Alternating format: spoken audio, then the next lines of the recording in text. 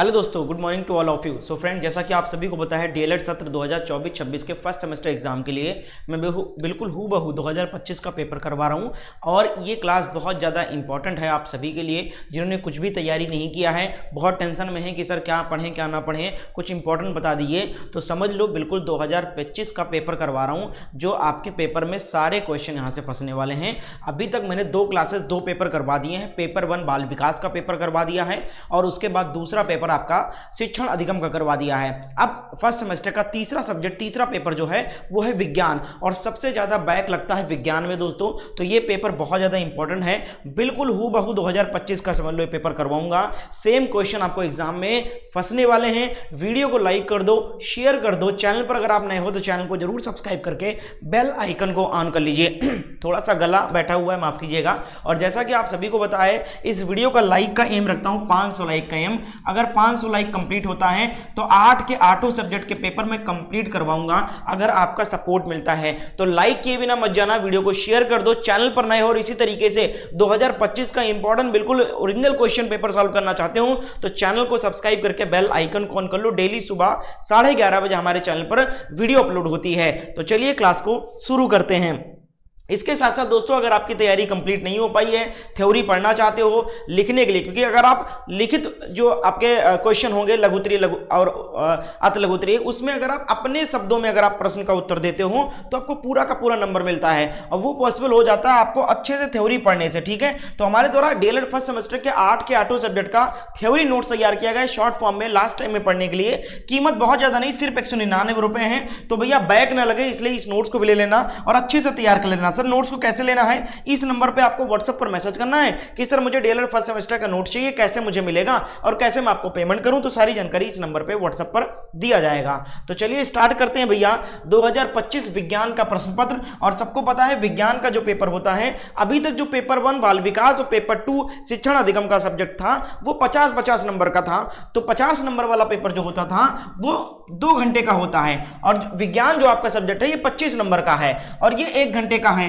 50 number वाले paper में आपको 30 नंबर पासिंग मार्क लाना था। ठीक है, 30 नहीं 25 नंबर, हाँ 50 नंबर के पेपर में 25 प्लस लाना है पास करने के लिए और 25 नंबर वाले पेपर में आपको मात्र 12 नंबर लेकर आना है पास करने के लिए। ठीक है, 50 नंबर वाले पेपर में क्या होता है 15 क्वेश्चन ऑब्जेक्टिव आते हैं और 25 नंबर वाले पेपर में सिर्फ बहुविकल्पीय जो होते हैं वो सिर्फ 5 क्वेश्चन आते हैं।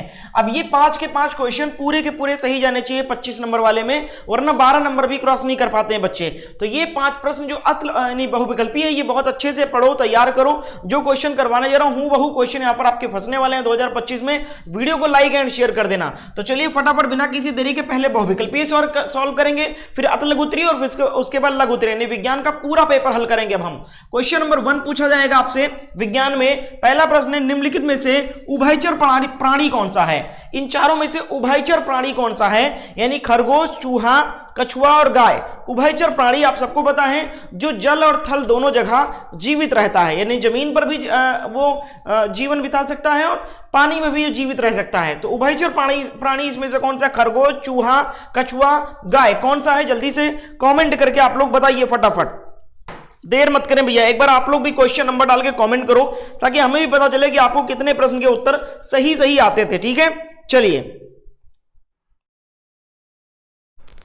सभी लोग आंसर करें, क्वेश्चन नंबर 1 डालें और सभी लोग जवाब देने का प्रयास करिए, फिर मैं आंसर बताता हूं।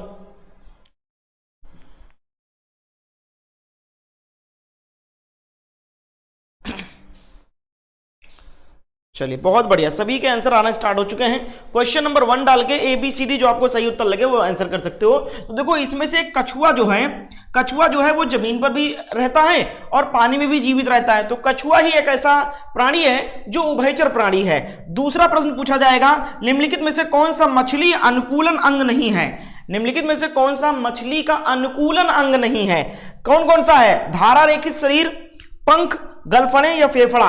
तो जल्दी से बताइए मछली का अनुकूलन अंग कौन सा इसमें से नहीं है। कितना आसान प्रश्न पूछा जाता है फिर भी बच्चों का बैक लग जाता है पेपर में। क्वेश्चन नंबर 2 का राइट आंसर क्या हो जाएगा, 2 नंबर का सही जवाब। तो देखो भैया धारा रेखी शरीर जो होता है ये भी उनके अनुकूलन है, शरीर के अनुकूलित है, उनको सर्वाइव करने में मदद करता है। पंख, गलफड़े क्या हो जाएगा आपका फेफड़ा हो जाएगा, कौन सा सही हो जाएगा? बिल्कुल, बहुत बढ़िया, फेफड़ा बिल्कुल सही जवाब हो जाएगा। क्वेश्चन नंबर 4 का राइट आंसर हो जाएगा। क्वेश्चन नंबर 3 देखो, निम्नलिखित में से यौगिक कौन सा है, यही पूछा जाएगा, निम्नलिखित में से यौगिक कौन सा है, जल्दी से बताएं। क्वेश्चन नंबर 3 का राइट आंसर क्या हो जाएगा? 3 नंबर का उत्तर यौगिक कौन सा है? जल, सोना, पीतल, चांदी। कितना आसान प्रश्न है, आपने 8th 10th में 9th में ही ये सब पढ़ा होगा आपने। 3 नंबर का राइट आंसर क्या हो जाएगा? बिल्कुल आपका जल जो है ये आपका यौगिक है, ठीक है, जल जो है ये आपका यौगिक है। बहुत बढ़िया, बहुत अच्छा, बिल्कुल जल जो है ये यौगिक है। अगला देखो क्वेश्चन नंबर 4 है, निम्नलिखित में से कौन सी विधि घुलनशील ठोस पदार्थों को द्रव से पृथक करना होता है? कौन सी विधि से, बताइए जल्दी से। क्वेश्चन नंबर 4 का राइट आंसर क्या हो जाएगा? 4 का राइट आंसर दें आप सब लोग। क्वेश्चन नंबर 4 का राइट आंसर, 4 का उत्तर हो जाएगा वाष्पीकरण कहते हैं इसको। कौन सी विधि है ये? जिसमें ठोस पदार्थों को द्रव से अलग कर दिया जाता है, वो है वाष्पीकरण, ठीक है। जल वाष्प हो जाता है, ठोस पदार्थ बच जाता है। अगला देखो क्वेश्चन नंबर 5वां है, विज्ञान का किसी वस्तु के तल के क्षेत्रफल का मात्रक पूछा गया है। क्वेश्चन नंबर 5 का राइट आंसर क्या हो जाएगा? ऐसे ही प्रश्न पूछे जाएंगे। क्वेश्चन नंबर 5 का सही जवाब बताइए आप सब लोग। 5 नंबर का उत्तर क्या हो जाएगा? तो 5 का राइट आंसर हो जाएगा वर्ग मीटर हो जाएगा। ऑप्शन सी यहां पर बिल्कुल करेक्ट उत्तर हो जाएगा। क्या हो जाएगा? वर्ग मीटर करेक्ट है। अब यहां से भैया देखो 5 प्रश्न हो गए, 25 नंबर का पेपर है ना, ये केवल 1 घंटे का होता है, तो इसमें केवल 5 प्रश्न आएंगे ऑब्जेक्टिव। अब ये 5 के 5 सही जाएं और पेपर में कोशिश ये किया करें कि शुरुआत में ही आप 5 क्वेश्चन का उत्तर पुस्तिका में आंसर ना लिखा करें। लास्ट पहले आप गेस कर लिया करो, 3 आते हैं, 4 आते हैं, एक अगर नहीं आता है, एक डाउट है, तो आप रुके रहिए 5 के 5 के लिए। आप लास्ट में थोड़ा बहुत समय मिलता है आपको एक दूसरे से डिस्कशन करने का, उसके बाद कंफर्म करके ही 5 क्वेश्चन का उत्तर आप उत्तर पुस्तिका में लिखें, ताकि गलती करने की कोई गुंजाइश ना रहे। अब यहां से अत लघुत्तरीय प्रश्न देखते हैं कौन कौन से आएंगे। अत लघुत्तरीय प्रश्न 1-1 नंबर के होते हैं, आप सबको पता है, ठीक है। तो इसमें क्या होता है कि 1 से 2 लाइन में उत्तर लिखकर आपको आंसर करना होता है। तो पहला प्रश्न 6 नंबर, घर्षण बल किसे कहते हैं? घर्षण बल किसे कहते हैं? आपने 8वीं क्लास 9वीं क्लास के साइंस में भी पढ़ा होगा, घर्षण बल किसे कहते हैं। तो 1 लाइन में इसका उत्तर लिखना है। आइए मैं उत्तर आपको बताऊंगा कैसे आपको लिखना है, क्या लिखना है। देखो, जब किसी वस्तु की सतह पर किसी अन्य वस्तु को गति करने का प्रयास किया जाता है, यानी गतिमान किया जाता है या गति कराया जाता है, तो दोनों सतह के बीच में एक बल उत्पन्न होता है जिसे घर्षण बल कहते हैं। यह 3 प्रकार के होते हैं।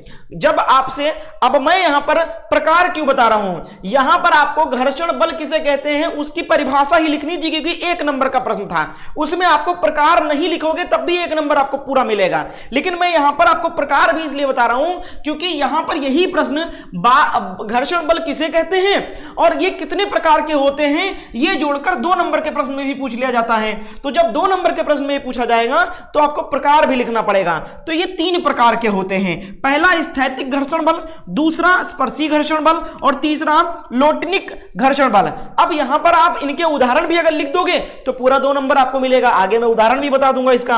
आते हैं 7वें नंबर अत लघुत्तरीय प्रश्न पर। देखो, पेड़ पौधों में अलैंगिक प्रजनन विधि का नाम बताइए या नाम लिखिए। प्रश्न क्या है?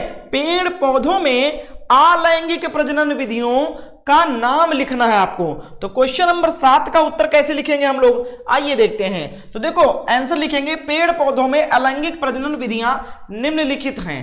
पहला देखो खंडन विधि, दूसरा मुकुलन विधि, तीसरा कौन सा है? बीजाणु निर्माण विधि, और चौथा है कायिक प्रवर्धन विधि। ये 4 प्रविधियां हैं, ठीक है। आगे बढ़ेंगे अगले प्रश्न की तरफ। क्वेश्चन नंबर हम देखेंगे 8, ठीक है।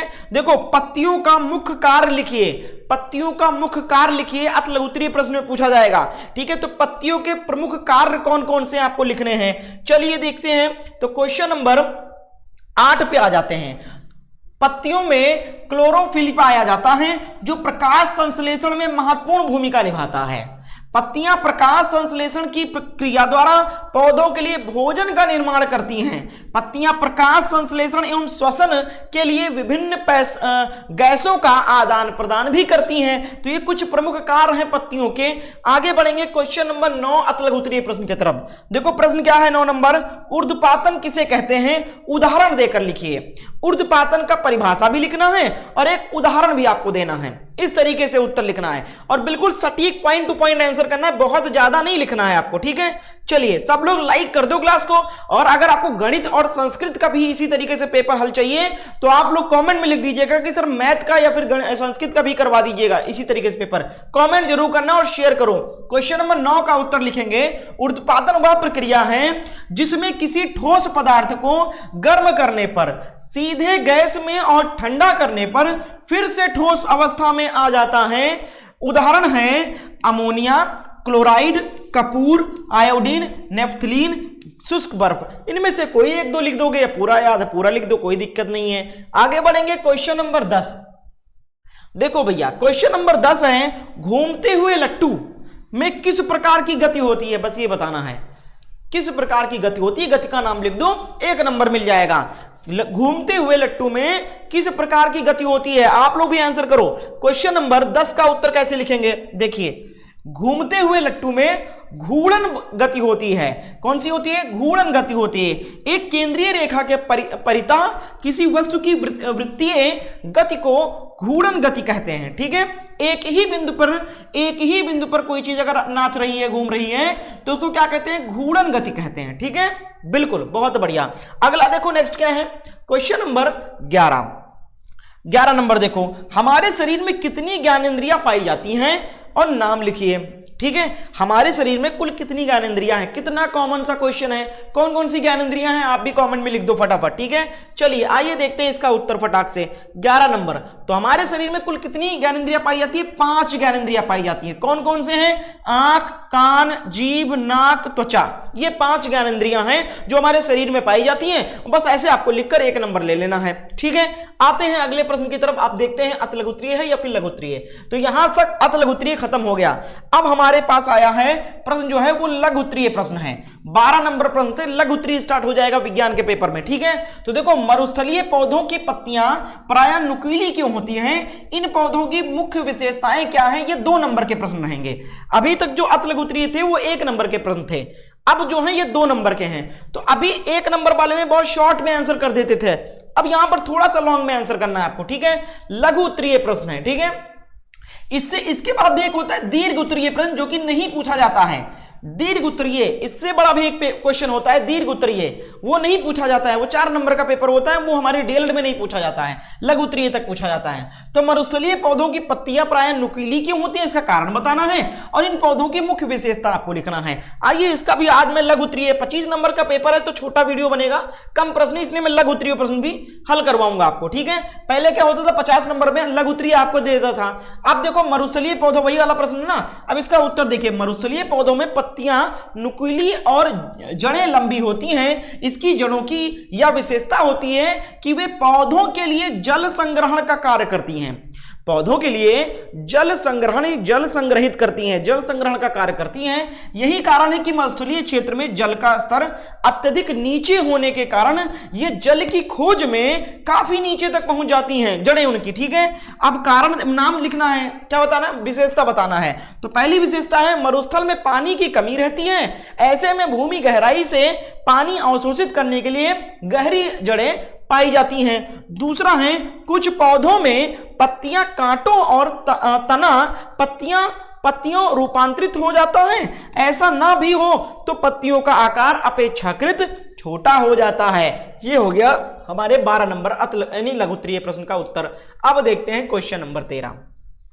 देखो, एक बर्तन की धारिता 12 लीटर है, इसकी धारिता घन सेंटीमीटर एवं घन मीटर में ज्ञात करना है। तो एक छोटा सा यहाँ पर क्वेश्चन है, सॉल्व करना था, मैंने सॉल्यूशन के साथ आपको प्रोवाइड कर दिया है। बहुत आराम से इसको आप पॉइंट टू पॉइंट लिखकर बर्तन की धारिता V बराबर 12 लीटर, धारिता घन सेंटीमीटर में निकालना है, तो V बराबर 12 गुणे लीटर में, लीटर से गुणा कर देंगे इसको, तो ये 12,000 हो जाएगा। उसके बाद धारिता घन मीटर में निकालना है तो 12 गुणे फिर लीटर कर देंगे, बटे में आ जाएगा। तो इस तरीके से आप निकाल सकते हो, 0.012 हो जाएगा यहाँ पर, ठीक है। आगे बढ़ेंगे, क्वेश्चन नंबर देखो, क्वेश्चन नंबर 14 है। देखो बिन्ना एवं फटकना पृथक्करण की विधियों को, बीनना या फिर फटकना पृथक्करण की विधियों को सा उदाहरण समझाएं। बीनना, चावल बीनते हो तो चावल बीनते क्यों हो, कंकड़ या खराब चावल को अलग करने के लिए अच्छे चावल से, है ना। इसी तरीके से एक होता है फटकना, आपने देखा होगा गेहूं या चावल मम्मी आपकी साफ करती होंगी ना, तो उसको एक होता है ना झन्ना टाइप का, उसमें लेकर फटकती हैं, है ना, जिससे फालतू जो कंकड़ उंकड़ होते हैं वो निकल जाते हैं बाहर, ठीक है।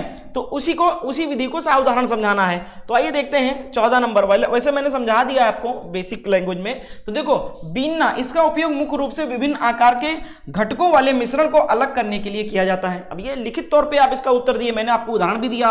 विभिन्न आकार के मिश्रण जैसे कंकड़ और आटे से अलग करना।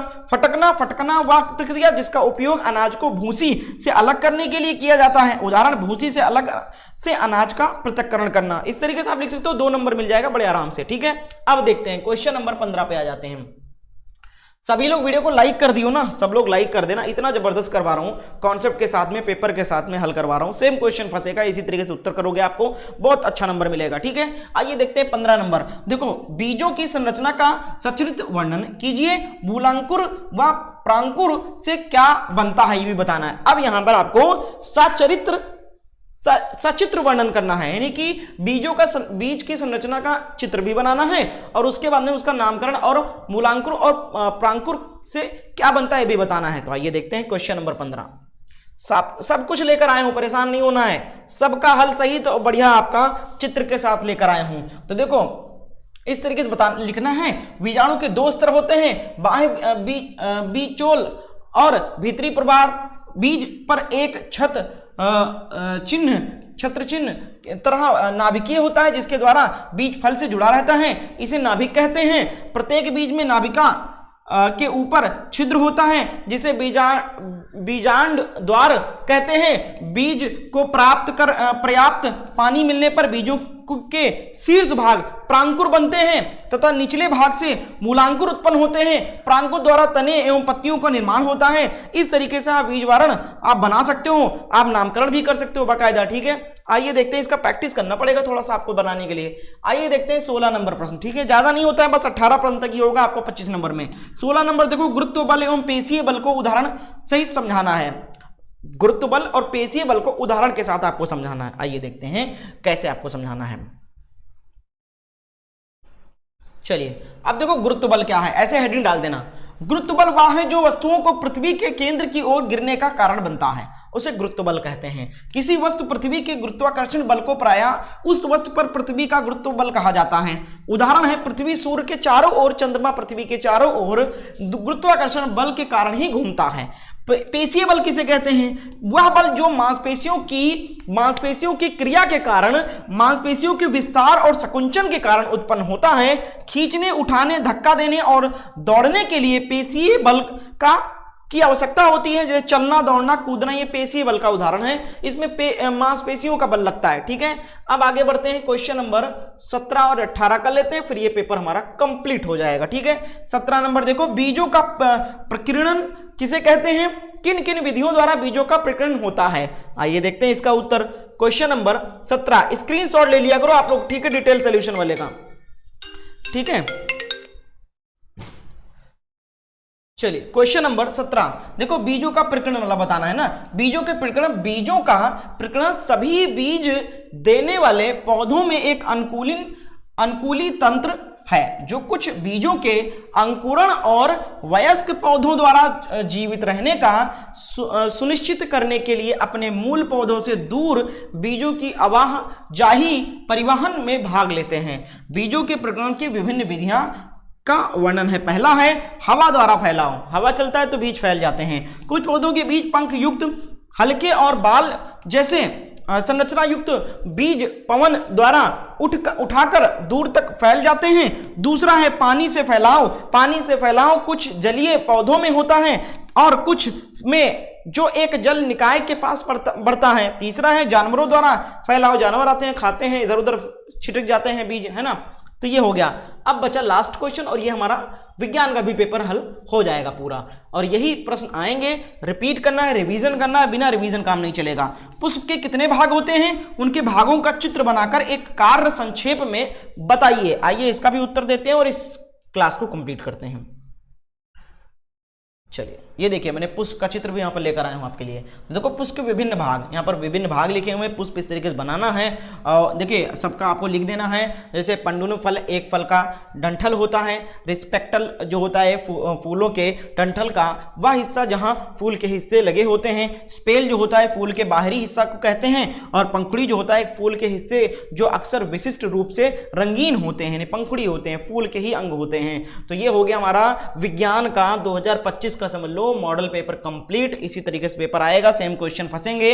और वीडियो को लाइक कर देना, शेयर कर देना, और कौन सा इस सब्जेक्ट का पेपर करवाना है कमेंट में लिख देना, और इस वीडियो को शेयर जरूर कर देना। इस नंबर पे व्हाट्सएप पर मैसेज करके डीएलएड फर्स्ट सेमेस्टर का कंप्लीट सिलेबस का नोट्स ले लेना, कंप्लीट थ्योरी के साथ में, मात्र 199 रुपए में। बहुत बहुत शुक्रिया वीडियो को एंड तक देखने के लिए। सभी लोग क्लास को लाइक और चैनल को सब्सक्राइब कर लीजिएगा।